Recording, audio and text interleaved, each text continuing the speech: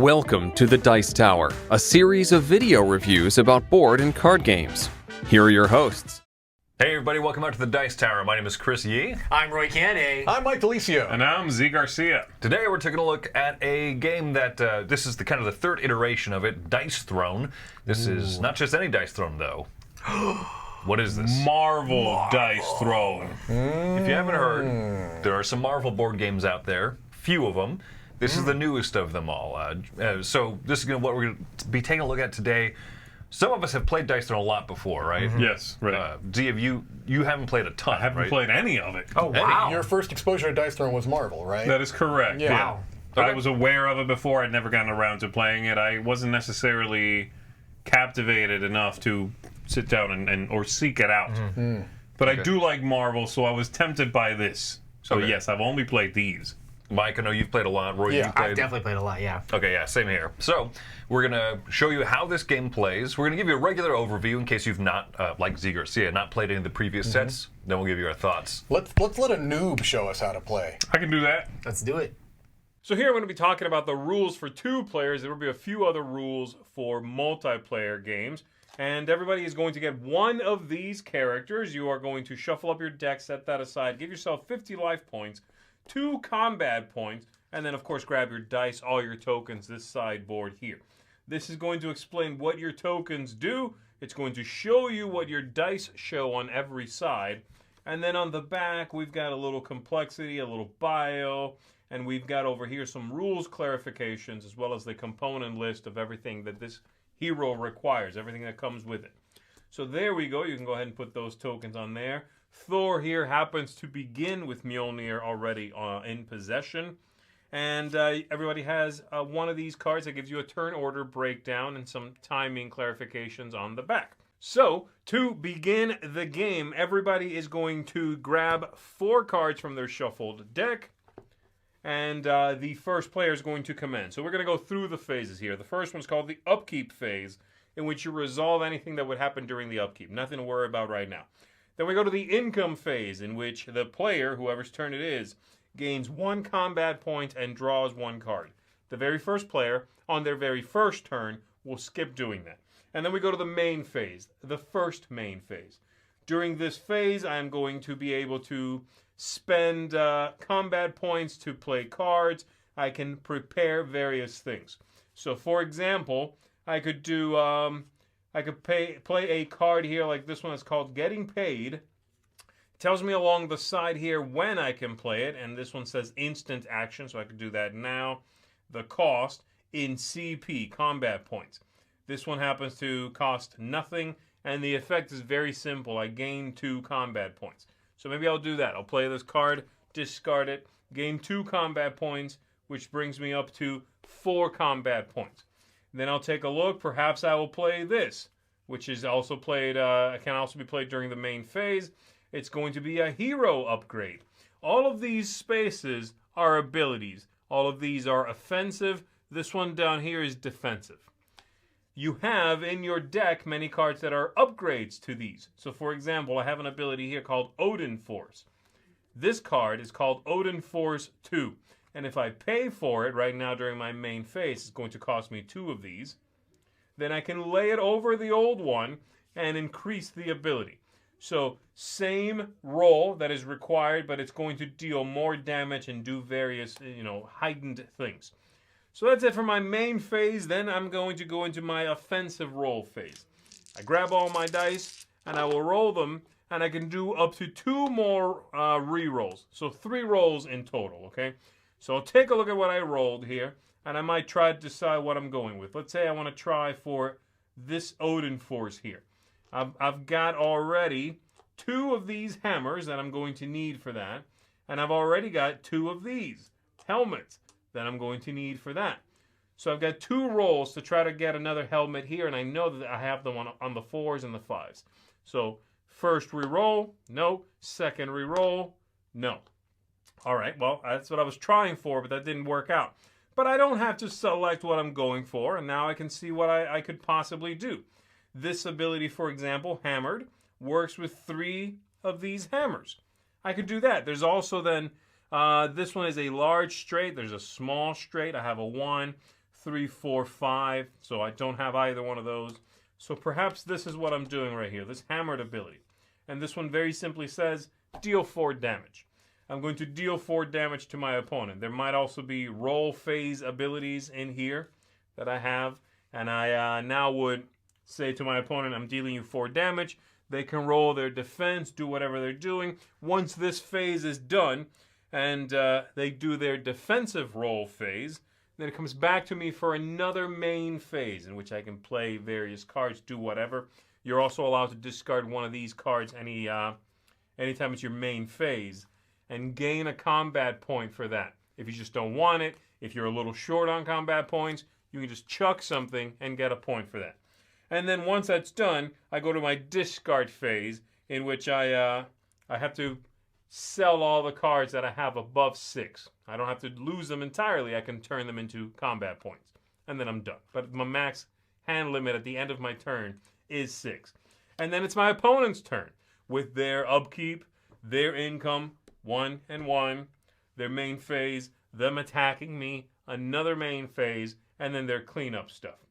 Besides that, and these abilities again generally do damage, various kinds of damage, or give you tokens, you've got this board right here, which is where all of your tokens will live and they'll explain what it is they do.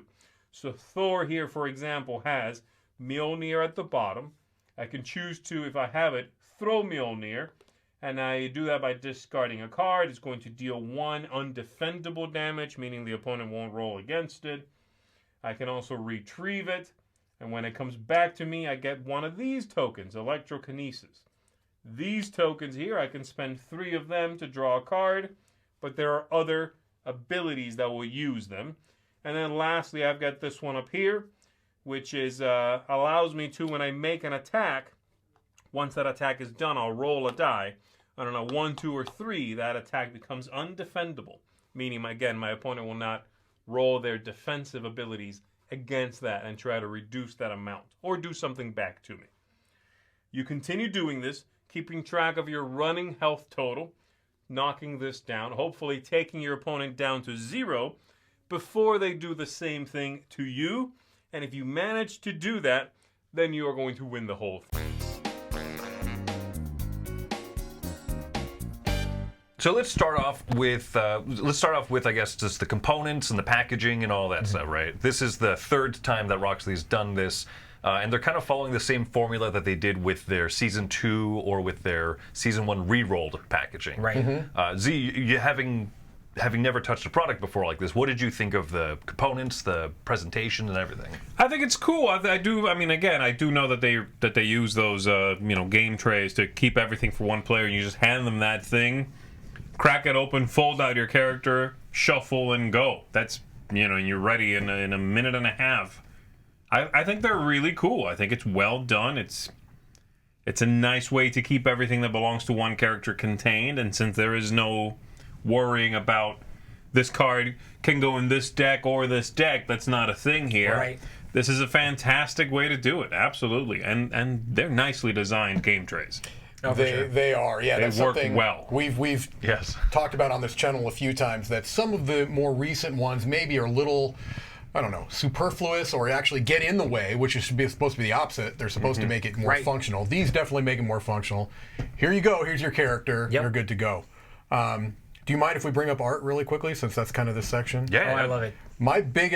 One of my biggest pluses of this game, one of the things I'm so excited about, is that they got the original artist for the Dice Throne games, Manny Tremblay, if I'm pronouncing that right, and I may not be, I apologize, to do this. So, to do iconic Marvel characters that look still like iconic Marvel characters, but also are consistent with other Dice Throne characters, I think is one of the hugest coups that they pulled off. Yeah, I think it looks great with everything all together. And I mean, the fact that you can have these Marvel characters and mix and match it with the other Dice Throne characters, and it's not going to be different art would be great. And once again, with the components and stuff, the fact that you can just throw that to anybody who's never played before, it's this is everything you need. It just all fits perfect. It feels like a premium product, Yeah. And I like that they all are all, like you said, from the same artist, so they all look the same. Right. stylistically.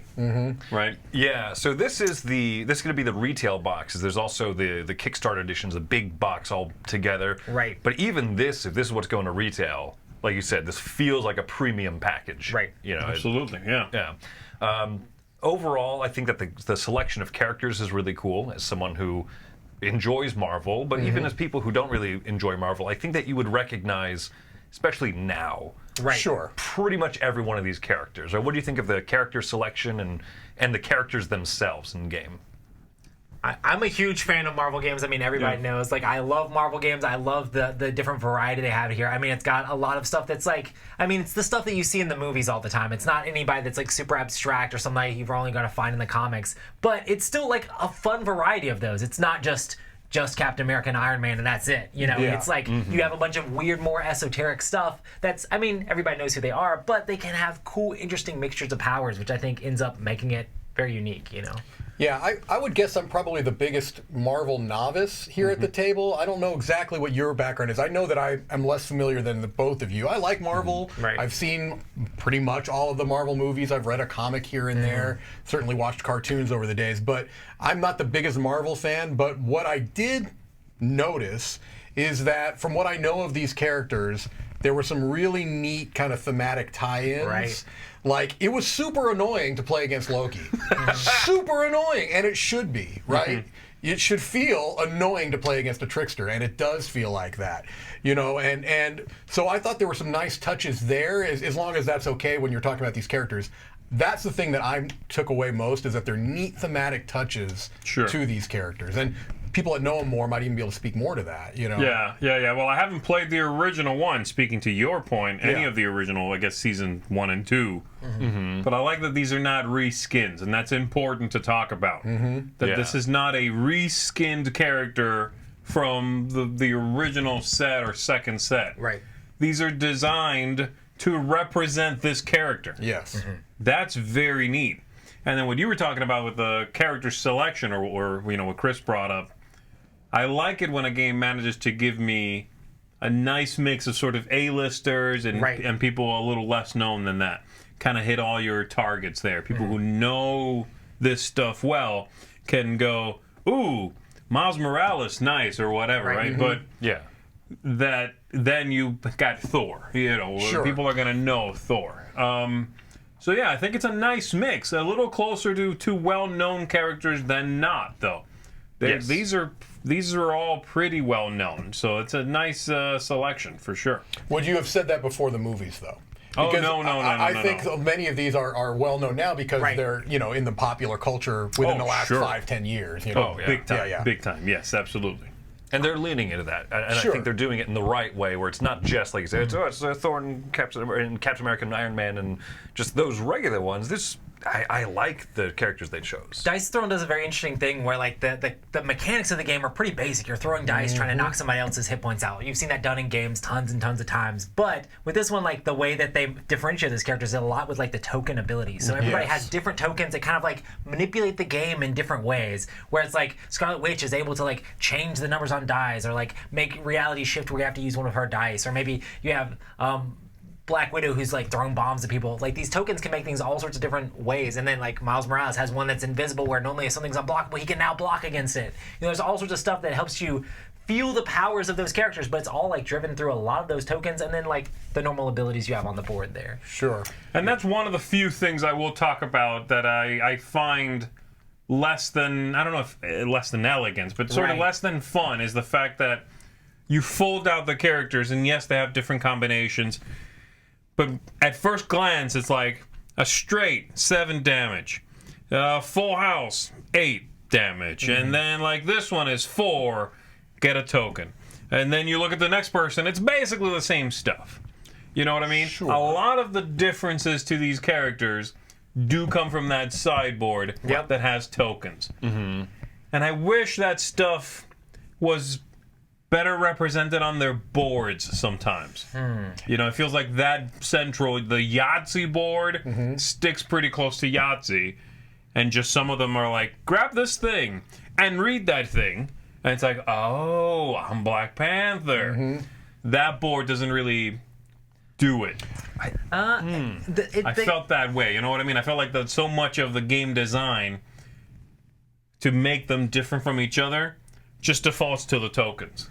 I think that's the way they've kind of made the game, and that's the way they've engineered it, is because those tokens, a lot of those abilities, like this ability here that's a straight might give you this token, but for that character it gives you a completely different thing, or doesn't give you a token at all. It does undefendable damage, you know. So they've mixed it up a ton on there, but it's very mechanical, like you said. I mean, it's not like... I guess the attacks all have different names that might be thematic to the character and stuff like that. But once again, it's just rolling different combos of dice.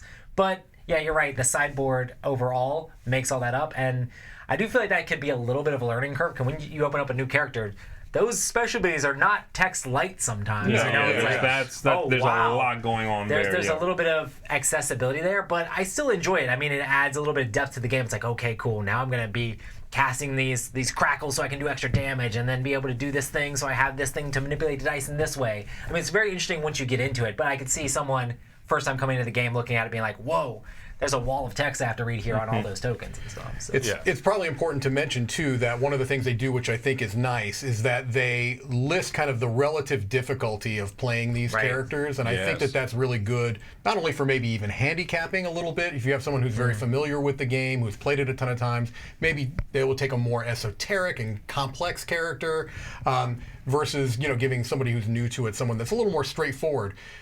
But it's an interesting thing you bring up, because I was immediately asking myself when you brought that up, would I be willing to trade kind of that more thematic feel on the board with the ease of play of saying, I think it makes it so much easier to teach the game, to have it where you pretty much know how the structure of the game is going to be. Right. You could tell people, I mean, we've joked about it, but it really is battle Yahtzee. I mean, that really is what this is. So many people are going to be familiar with the idea of large straights and small straights and things along those lines. Really, the learning curve comes from that sideboard. Right. And some of them are very simple, very straightforward. Yeah. You know what I mean? So I don't know. Damage. I'm not arguing your point. I'm wondering if the trade-off would be worth it to me. See, to me, I don't. I mean, I get that it's very much Yahtzee, and battle Yahtzee is appropriate. Yeah. I think the game is not as like noob friendly as I had first expected when I first learned it. Okay. When I sat down and cracked open the book, and I'm like, whoa, really? We're talking about damage, undefendable damage, this kind of damage. There's a lot that deals with different kinds of damage, where it can go, what you can do to defend it. Timing They talk issues. about timing windows in this game. I'm like, There's a I lot was of not card play. expecting this from Yahtzee with Marvel characters. So I don't think it's super user-friendly, and I am worried that this game might make a bad first impression to someone who picks it up looking at this part, not this part. And I think that's obviously more people than not. Because let's be honest, Marvel's going to be more well-known than Dice Throne. They might not make it to those people's hands, but, you know, this one's bigger. So I am worried that someone's going to be trying it out because, ooh, I get to be Scarlet Witch. Yeah. And Roll some then you're dice. like, what's my ultimate and what's undefendable? And I get this card. It says draw 3 cards. I get that. But what's all this other stuff on all these? And what are these tokens? Yeah. I don't think it's that user-friendly, not user-friendly, noob-friendly. Right, I definitely wouldn't call this like a gateway or welcoming style game. I think this is more of like a next step thing. Like you have that friend that really loves King of Tokyo. They've played it to death or whatever. It's like, oh, you want to see something sort of like that, but we're facing off against each other with Marvel characters? This would fit in perfect with that after they're really used to like basic mechanics of re-rolling dice and comboing those dice together in certain ways. So.